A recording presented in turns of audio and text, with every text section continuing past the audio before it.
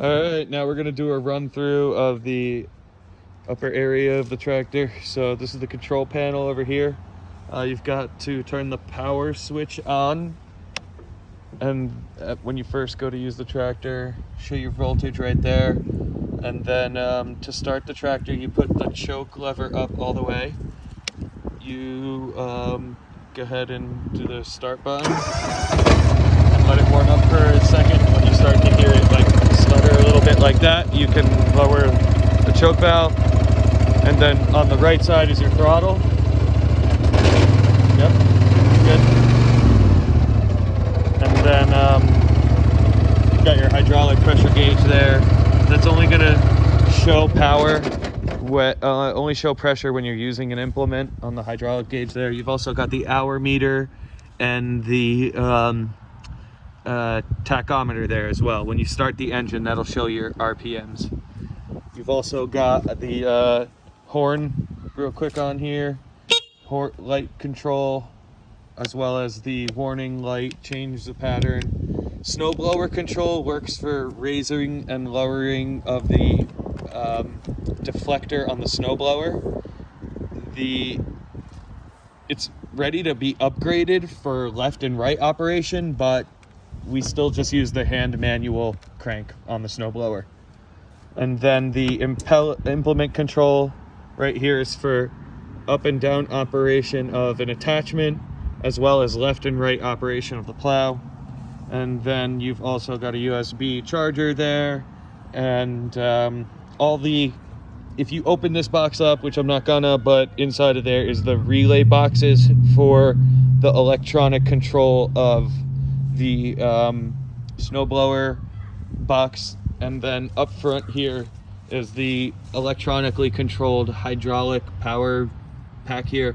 It's the bottom two ports are for the implement control, and the upper two ports plug in for the snowplow, which will make a quick demonstration of that. Over here you've got the hydraulic filter, which there's an extra filter. You don't actually have to change that very often at all, but there's a spare one to change if you want to change it when that starts to look ugly or something. This is the foot brake for the e-brake for the pedal for the tractor. So what you do is you press that pedal down and then move this lever over here back while putting your foot down. So foot down, lever forward, releases the brake. So it's just really like a friction thing. There's a band underneath the tractor over here. That band is what tightens around that drum, which is connected to the transmission. That's how it brakes. Over here you have your controls for the tractor, the PTO. This is a very tight lever, so when you push that down, it just slams forward. Make sure you keep your fingers clear. When you pull it back, it's tough to pull back, but you know, it's a tractor. That disengages the PTO.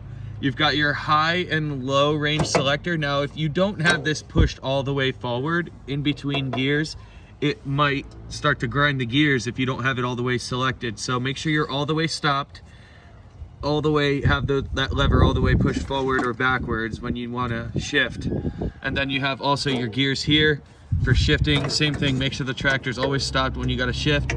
Sometimes the gears, the way a transmission works on these old school ones, is the gears could line up in the perfect way where it won't let you shift. So sometimes you have to just let the tractor roll forward or backwards a little bit, and all you do is just give it a little bit of forward motion on the forward select on the drive lever here, and just a little bit of pushing on towards this to engage the clutch it'll let that gear slide. Moving back, we've got a fire extinguisher there, good to have, but never should really need it. Salt spreader, just a quick overview of this. There's a electronic solenoid that activates the salt. You just press the lever and it opens up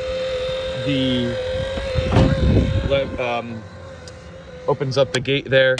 And it's funny, it's labeled with beer bottles because it was hard to get more salt labels, but got more salt, less salt. And that's how you add and let salt in and out. There's a vibrator in here to vibrate the salt. That's actually, I couldn't get a switch yet for vibrator. but it's labeled as spreader light, so just remember it's the middle switch. Sometimes this plug is a little jiggly, so make sure you, like a trailer plug, you gotta plug it in all the way.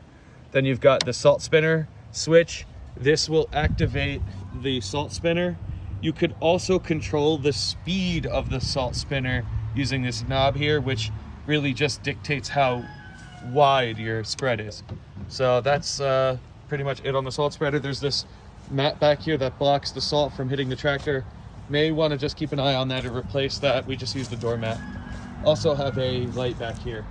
Then moving down to the underneath of the tractor, there's a tool box in here.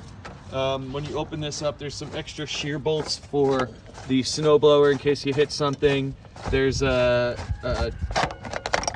whatchamacallit, what's that called again? Crow's foot in there to use for like putting those hitch pins in and out, adjustable wrench, stuff like that. Just extra tools you might need while in the field. These tires are filled with windshield wiper fluid for weight, as well as have a wheel weight added on them. The tires are brand new, clearly, and we have an extra set that's included in the sale here.